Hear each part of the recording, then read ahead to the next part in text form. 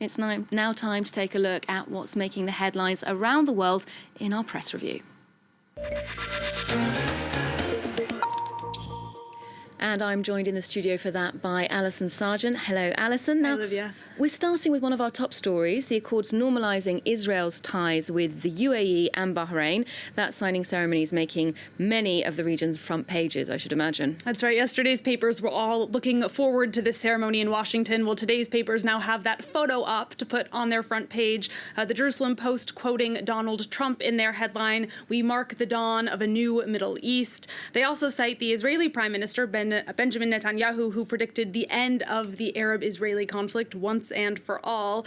Peace is the word on the front page of Saudi-based paper Arab News in 3 languages here: salam, shalom, peace. The paper quotes Arab ministers who say that the pact is a historic step on the road not only to peace, they say, but to an independent Palestinian state. Now, many papers, we have to say, are far less optimistic about the future for Palestinians.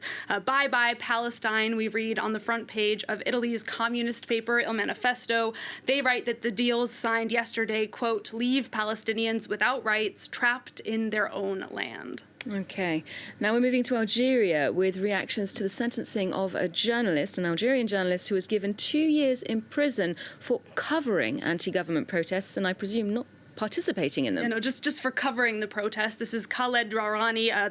The 2-year sentence was given to him at his appeals trial. He was originally given 3 years, actually, in August for his coverage of Algeria's anti-government protests. The news site that he founded, the Kasba Tribune, has a banner on its homepage calling for his freedom. They write that his jailing is an unjust decision that damns the profession of journalism and freedom of expression. They also say that they hold the Algerian president, Abdelmajid Tebboune, directly responsible. Now, other papers are also showing their support for Drareni. The paper Liberté asks simply why on its front page. Well, officially, he was charged with inciting an unarmed gathering and endangering national unity for his protest coverage, which is not a reason in the eyes of the press or the public to put him behind bars. Liberté writes that this verdict has sparked anger and general indignation. Political cartoonists have also been showing their solidarity. The cartoonist Hik for El Watan expresses his sadness with this drawing showing Drareni imprisoned in his typewriter, jailed for doing his job, and also no longer able to express himself because, of course, that typewriter no longer has its keys. Yeah, very striking image there indeed.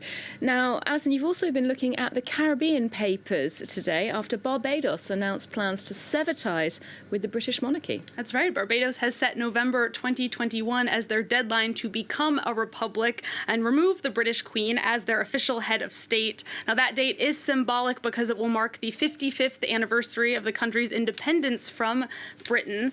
Despite that, the Queen has remained the constitutional monarch, but I guess that could be set to change. The island's Governor General said, quote, the time has come to fully leave our colonial past behind. Barbadians want a Barbadian head of state. Barbados has been considering Republican status for a long time. Actually, in 1998, it was already recommended by a Constitutional Review Commission. The Jamaica Gleaner, a paper from Jamaica, notes that most Caribbean community states have maintained their formal ties with the monarchy after gaining independence. Barbados, though, would join Trinidad and Tobago and Guyana, which have taken the step to sever ties. Jamaica itself has long signaled that they want to do that, but they haven't actually taken any steps yet. So perhaps Barbados doing it will inspire Jamaica to finally take the plunge. Sounds like the opening of a new chapter there. Now, we're coming back to France for these last 2 stories. The first is of universities. They're in the spotlight as they're struggling to prevent new outbreaks of the coronavirus. That's right. Students here in France have begun going back to the fac, as it is called in French, their first school year set against the backdrop of this coronavirus pandemic. Commuter paper 20 Minutes reports that so far public health guidelines have not been respected, leading them to ask on their front page, what the fac? I think my favorite headline from today.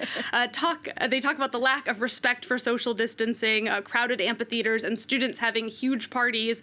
Private gatherings of students have been so far blamed for the new clusters that we've seen breaking out at universities. Okay, and finally, you've got a lesson for us in how not to rob a boulangerie or a bakery here in France. That's right, Olivia. Lesson number 1 is use something other than a fork. That was the weapon of choice for 2 men in Strasbourg, which is suited, I suppose, if you want to eat at the boulangerie, but it's not so great if you want to rob the boulangerie. It's weird, actually, also that it's not the first time they've tried this. We read in West France that they carried out a similar attempt over the summer. It didn't work then, and it didn't work this time either. The vendor at the bakery was reportedly alarmed, but not very scared. They called their manager, who scared off the robbers. They were quickly caught by police, taken into custody, and they had their weapon, the fork, confiscated. Well, Alison, I hope to see you back here for a third attempt at that fork-armed robbery. Third time's the charm, Olivia. Let's hope so. Thank you very much for that press review. And remember, you can keep up with our press reviews and other media coverage